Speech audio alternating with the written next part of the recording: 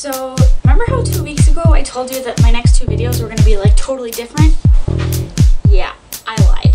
I'm sorry, but life happened and sometimes you just have to focus on that. Unfortunately, it took away from the time I was able to spend on my videos, therefore not allowing me to do the 2 really cool things that I had planned. But don't worry, they will happen. Life just has to settle down for a little bit first. So today, I'm going to talk about pet peeves. But first, I have to tell you what just happened. So I went to Mugby Junction, the local coffee shop, and I got this like super delicious coffee foo-foo drink that basically made my whole life.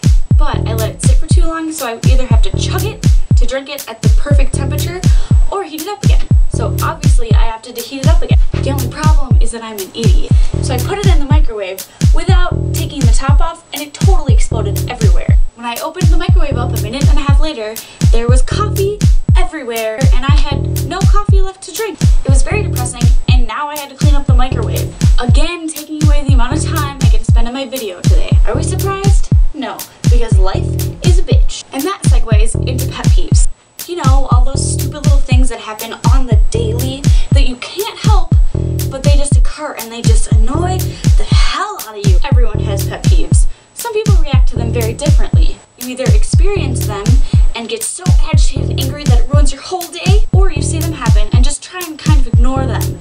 Not let it ruin your day because it's just a little thing and you're not going to be able to change it anyway. For me, it depends on the day for which response you get. Anyway, if you're looking to avoid pissing me off and having to deal with a very cranky Sam, just avoid doing my pet peeves. Leaving things in the middle of the way. Now I get it, sometimes life gets a little cluttered and you don't have time to put something away. But when times are busy and there are other people trying to work in the same space as you and you leave something out and open and in the way, you're just making their life harder. So save everybody some time and anger and just put it away when you're done with it. So I do this to myself a lot, like in my room right now, how there's laundry everywhere and I have to crawl over it or dig through it just to find clean clothes, but that's totally beside the point. Smacking your lips loudly or obnoxiously chewing your gum. You know, when someone's giving a speech and they go, well, ugh. And I learned from my mom that obnoxiously chewing your gum is rude and no one wants to hear that. It's disgusting. If you're chewing gum, keep it in your mouth and keep the noise on the down low. This one pisses me off to no end, and I honestly have no idea why. Too many hashtags. It's a common white girl thing, you know, Starbucks, Caribou, Uggs, hair on top of your head, hipster glasses, and then you have to put a hashtag in front of each of those things and say the same thing in a different way with a new hashtag. Really? You're just making all the people who see that Instagram picture or your tweet read more unnecessary garbage. I have a maximum of 2 hashtags per tweet or Instagram post, and never ever on Facebook. Disorganization. I try and be a very organized person. It helps me keep my assignments in line, it helps me know where I put things when I need to find them later, but sometimes it doesn't work. That's true of all people, right? Sometimes you just can't be organized, but putting the effort in is what counts. When you put no effort in to be organized and your things are just everywhere and scattered, oh, it puts my nerves on edge.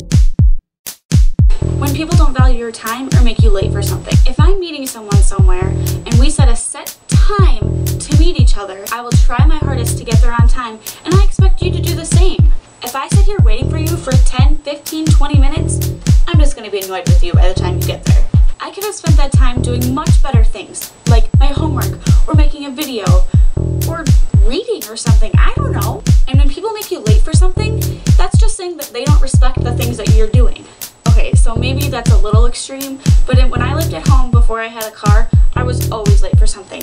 And only occasionally was it actually my fault. I get that sometimes it takes me a little extra long to get ready, but still, if I have to sit here waiting for my ride, and that is making me late to wherever I need to go, I'm gonna be pissed at you. So don't do it.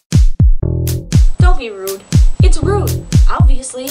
I was raised to have really good manners. Always, regardless of who I'm dealing with, what kind of mood I'm in, or how much I care. Manners are always necessary. And I've learned working in the service industry that even when you're in the crappiest mood, you need to have a smile on your face and help the people around you. By being polite to someone, you might brighten someone else's day. Also, I've realized that the people who come to Godfather's to eat the buffet on Sunday afternoons are the rudest people. Shouldn't you be in a better mood this morning since you went to church and I'm at work? When people are playing video games in a public setting or a setting with other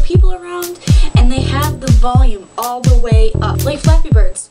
Ta-ding! Ta-ding! Every 2 seconds because that game is obnoxious. I completely understand why the maker took it down.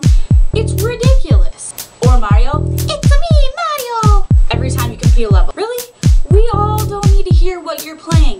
Either put headphones in if you really want to hear the sound, or just turn the volume down. When all people do is complain. I know that sometimes you have to vent. We all need to vent sometimes. But when you're constantly complaining about every little aspect of your life, you're just being a Debbie Downer, and no one wants to hang out with that.